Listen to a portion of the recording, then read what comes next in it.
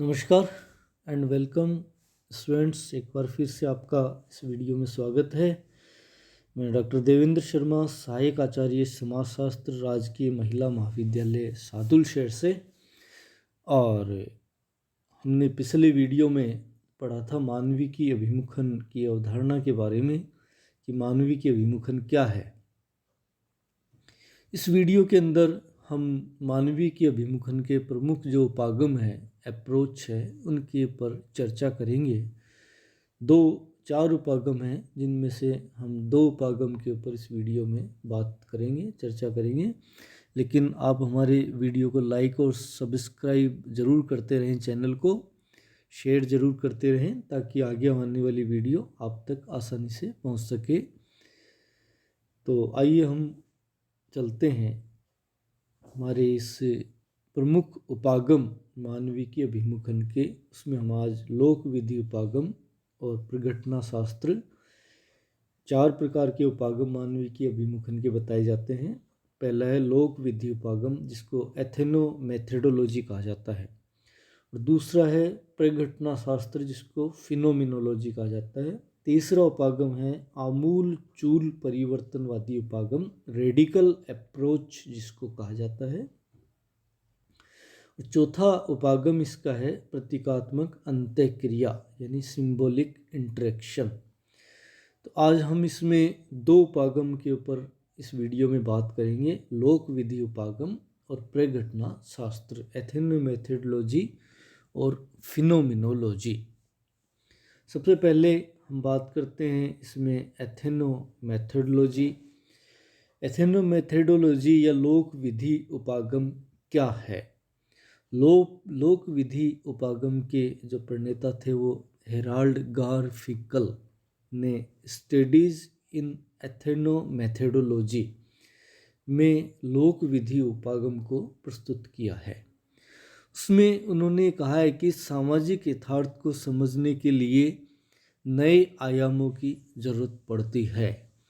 एथेनोमेथोडोलॉजी के माध्यम से सामाजिक यथार्थ का प्रत्यक्ष और निकटता से अध्ययन किया जाना संभव है। इस उपागम में व्यक्ति के जीवन में दिन प्रतिदिन सामान्य व्यवहार के अध्ययन पर जोर दिया गया है। इस उपागम में कहा गया कि जो 3 पक्ष हैं उनको विशेष रूप से सम्मिलित किया गया है, जिसके आधार पर अध्ययन करने वाले को अपना ध्यान है वो केंद्रित करना चाहिए। ये 3 पक्ष कौन से हैं? सबसे पहला पक्ष बताया गया इसमें दिन प्रतिदिन की सामान्य क्रियाएं, यानी व्यक्ति की दिन प्रतिदिन की सामान्य क्रियाएं क्या है। और दूसरा पक्ष बताया गया भाषा का सामाजिक पक्ष। भाषा के 2 पक्ष होते हैं, एक भाषा का व्याकरण वाला पक्ष और एक दूसरा भाषा का सामाजिक पक्ष। और तीसरा इसमें जो बताया गया वो सामाजिक प्रतिमान का वह पक्ष जो व्यक्ति अपने व्यवहार के अंदर उपयोग करता है।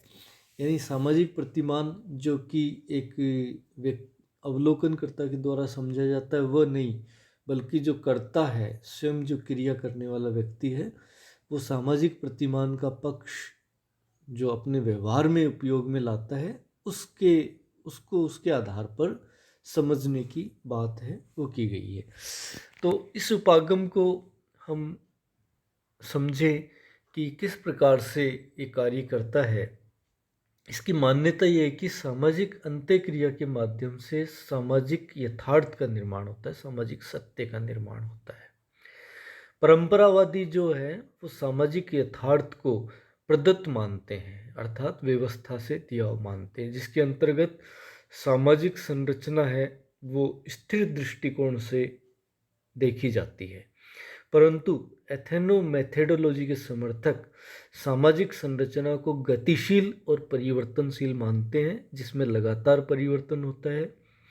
कर्ता अपनी अंत्यक्रियाओं के माध्यम से स्थितियों को एक विशेष अर्थ देता है, जिससे कि संरचना परिवर्तनशील बन जाती है। इस उपागम में व्यक्ति की परिस्थिति की बजाय भूमिका निर्वाह करने की विशिष्टता को अधिक महत्वपूर्ण माना गया है। संरचनात्मक प्रकार्यात्मक उपागम की तुलना एक नाटक के विभिन्न पात्रों से की जा सकती है जो अपनी क्रियाओं को उसी पात्र के अनुरूप संपन्न करते हैं, लेकिन जिनके लिए अभिनय किया जाता है। जबकि एथेनोमेथोडोलॉजी की तुलना खेल के मैदान में खेलने वाले खिलाड़ियों की उन विशेष क्रियाओं से की जाती है जो प्रत्येक खिलाड़ी को खेलने की विशेषता से संबंधित है। इसमें प्रश्नावली, अनुसूची, अप्रत्यक्ष अध्ययन पद्धतियों के स्थान पर सहभागी अवलोकन, डायरी, जीवनियाँ, आत्म कथन आदि प्रविधियों का प्रयोग किया जाता है। वस्तुपरक आंकड़ों का परिमाणात्मक पक्ष सर्वेक्षण पद्धतियों के स्थान पर व्यक्तिपरक बोध संबंधी अध्ययन है वो किया जाता है। इसमें भाषा का अन्य माध्यम से होने वाले संचार को अध्ययन के लिए महत्वपूर्ण माना जाता है, जिसमें भाषा को व्याकरण और उच्चारण की दृष्टि से नहीं देखा जाता, बल्कि उसके जो सामाजिक पक्ष अर्थात छिपे भावार्थ को समझने के लिए अधिक बल दिया गया है। भाषा की एक स्थिति विशेष के संदर्भ में ही समझा जा सकता है। एक ही प्रकार के वाक्य को अलग अलग स्थितियों में अलग अलग अर्थों के माध्यम से समझने की बात की गई है। वास्तविक अर्थ को समझने के लिए बातचीत करने वाले लोगों की पृष्ठभूमि का ज्ञान होना भी अत्यंत जरूरी है। सामाजिक प्रतिमान को व्यक्ति जिस प्रकार से व्यवहार में लाता है, प्रतिमान के उस पक्ष को अध्ययन करने के लिए शामिल किया जाना चाहिए। प्रतिमान अमूर्त होते हैं, अतः अध्ययन में देखना होगा कि विभिन्न व्यक्ति किस प्रकार विशिष्ट परिस्थितियों में उन प्रतिमानों का स्वयं उपयोग करते हैं। इस प्रकार से उपागम परंपरावादी दृष्टिकोण, जिनका वैज्ञानिक स्वरूप होता है, उसका विरोध करता है और नए प्रकार से सामाजिक यथार्थ को समझने की बात करता है। हम इसको देखें कि जो 3 पक्ष रखे गए हैं, दिन प्रतिदिन की सामान्य क्रियाएं, भाषा का सामाजिक पक्ष और प्रतिमानों का वह अर्थ जो कि व्यक्ति अपने उपयोग में लाता है। हम इसको समझें कि किस प्रकार का अध्ययन इसके आधार पर किया जाता है। एक एग्जाम्पल हम देखते हैं कि एक घर में माँ अपने बच्चे से कहती है, जो किशोर वय बच्चा है, उससे कहती है कि बेटा बाजार जा रहे हो तो आलू वालू ले आना, सब्जी तो पड़ी है लेकिन आलू वालू ले आना। अब यहाँ पे जो आलू वालू शब्द है उसमें ये कहा गया कि एक तो दिन प्रतिदिन की क्रियाओं के माध्यम से ये क्रियाएं हमारी यहाँ पे चलती रहती है। और इसी तरीके से एक एग्जांपल और हम देखें कि एक हमारे घर में मान लो मेहमान आ रहे हैं और पति अपनी पत्नी से कहता है कि अरे सुनना, थोड़ा चाय वाय ले आना। तो इसमें 2 शब्द आए हैं, एक तो चाय और एक वाय, और माँ ने जो अपने बच्चे से कहा है आलू और वालू। तो यहाँ पे जो चाय का तो अर्थ है व्याकरण की दृष्टि से, लेकिन वाय का अर्थ व्याकरण की दृष्टि से कुछ भी नहीं है। आलू का व्याकरण की दृष्टि से आलू का अर्थ तो ठीक है, लेकिन वालू का अर्थ नहीं है। तो ये जो दिन प्रतिदिन की क्रियाएं हैं, इसमें एक भाषा का जो व्याकरण वाला पक्ष है वो तो हमारी समझ में आ गया, लेकिन भाषा का दूसरा पक्ष है। तो क्या हम ये कहें कि वालू या वाय का कोई अर्थ नहीं है? ये ठीक नहीं है, क्योंकि माँ बेटे से कहती है आलू वालू, यानी वालू का अर्थ क्या है कि आलू के जैसी जो सहायक सब्जियां हैं, प्याज आदि, टमाटर आदि, उनको उसके संबंध में संबोधित किया गया है। व्याकरण की दृष्टि से उसका अर्थ न होने के बावजूद इस भाषा को इस रूप में देखा जाता है। चाय वाय का अर्थ, वाय का अर्थ इसमें यहाँ पे नाश्ते आदि जो चाय के साथ में स्नैक्स दी जाती है उसके लिए कहा गया है। तो ये भाषा का सामाजिक पक्ष को दर्शाता है, और हमें जो दिन प्रतिदिन की जो क्रियाएं हैं उसके माध्यम से इस भाषा के सामाजिक पक्ष के आधार पर इसकी क्रियाओं को समझना होगा, न कि व्याकरण वाले पक्ष के स्थान पर। तो इस प्रकार से जो प्रतिमान है, जो निर्धारित प्रतिमान है, उसको कर्ता क्या अर्थ देता है, वो अलग अलग अर्थ दे सकता है। एक कर्ता कोई और अर्थ दे सकता है, दूसरा कर्ता उसको कोई अर्थ दे सकता है, वो अपनी परिस्थिति के अनुसार होता है। एक व्यक्ति जो कि डॉक्टर है तो बच्चे को उसको कहता है पेशेंट को कि लो ये गोली 2 सुबह खा लेना, 2 गोली शाम को खाना। और वही दूसरा जो करता है, मान लो डाकू है, वो किसी को पकड़ लेता है और कहता है कि ले अब गोली खा। तो यहाँ पर गोली शब्द के जो अर्थ हैं वो कर्ता की परिस्थिति के अनुसार अलग अलग बदल जाते हैं। तो हमें केवल इस रूप में गोली शब्द के अर्थ के रूप में इसको नहीं समझना है, बल्कि कर्ता जो जिसकी परिस्थिति बदली है उसके अर्थ के आधार पर इसको अलग अलग अर्थ है वो हमें लगाने हैं। तो इस प्रकार से फिनोमिनोलॉजी है, जो एथेनोमेथोडोलॉजी है, सॉरी, लोक विधि उपागम है, उसके आधार पर हमें ये तीनों चीज़ों का ध्यान रख करके अध्ययन करना है। और हमें केवल नाटकीय अध्ययन नहीं, बल्कि एक जो खेल के रूप में वास्तविक जो घटनाएं घटती है उसके आधार पर इसके अंतर्गत हमें अध्ययन करना है।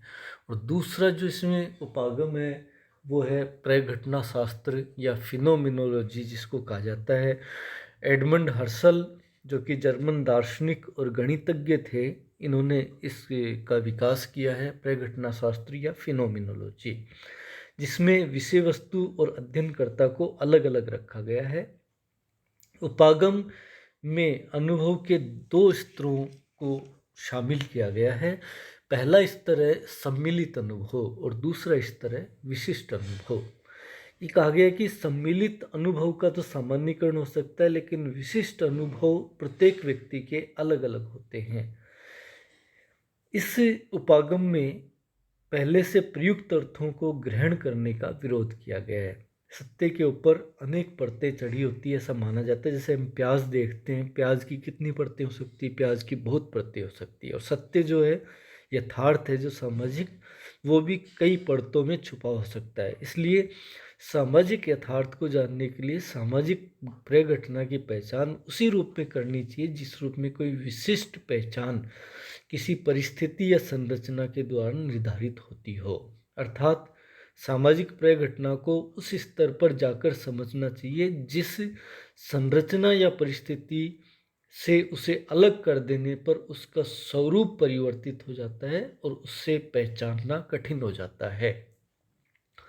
एक तरह से ये कहें कि जो कोई यथार्थ है, उस यथार्थ के अंदर उसका सार तत्व है, वो ढूंढने की बात इसमें की गई। जैसे कि हम कहते हैं गुड़, चीनी, तो ये गुड़ और चीनी एक पदार्थ या वस्तु के नाम है। इनका सार तत्व क्या है? गुड़ कब तक गुड़ है, चीनी कब तक चीनी है, जबकि उसमें मीठापन है। यदि वो गुड़ अपना मीठापन खो देगा तो वो अपने सार तत्व में नहीं रहेगा, अर्थात सार तत्व है उसका वो, जिससे उसकी पहचान है। तो गुड़ को यदि जला देंगे रहेगा गुड़ ही, लेकिन उसके बावजूद वो मीठापन खो के राख में बदल जाएगा। तो ऐसी स्थिति के अंदर वो जो उसका सार तत्व है वो त्याग देता है और अब उसके स्थान पर वो नई वस्तु के रूप में परिणित हो जाता है।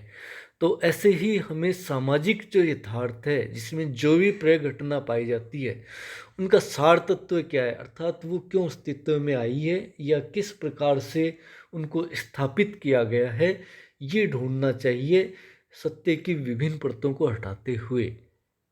जितने भी यहाँ पे सामाजिक जो प्रघटनाएं देखी जा सकती है, कि मान लीजिए यहाँ पे बात की गई कि जो घर में पालन पोषण का दायित्व है वो महिलाओं का है, बच्चे का पालन पोषण करेगी महिलाएं करेगी, ऐसा क्यों करेगी? या सिलाई कढ़ाई का कार्य महिलाओं का ही है, जबकि पुरुष ज़्यादा अच्छे ढंग से महिलाएं कर सकती है, ऐसा माना जाता है। लेकिन ये पूर्व स्थापित सत्य है। लेकिन पुरुष है वो सिलाई का काम घर से बाहर करते हैं, वो भी अच्छा करते हैं। पुरुष क्यों नहीं कर सकते बच्चे का लालन पालन? तो ये जो सामाजिक यथार्थ, पूर्व स्थापित सामाजिक यथार्थ है, उसको ढूंढने की बात की गई कि उसका सार तत्व क्या है, किस प्रकार से ये प्रघटनाएं अस्तित्व में आती हैं। तो इस आधार पर प्रघटना शास्त्र के अंतर्गत उसमें विभिन्न सामाजिक प्रघटनाओं को उनके जो अस्तित्व में आने का जो परिस्थितियां हैं या संरचना है, उससे वास्तविक रूप में या यथार्थ रूप में समझने की बात की गई, जिससे अलग कर देने पर उस संरचना बदलती है और उसको समझने का प्रयास किया गया है। तो इस प्रकार से हम इसमें दो उपागम पर हमने बात की। अगले वीडियो के अंदर हम अन्य उपागम के ऊपर इसमें बात करेंगे। धन्यवाद।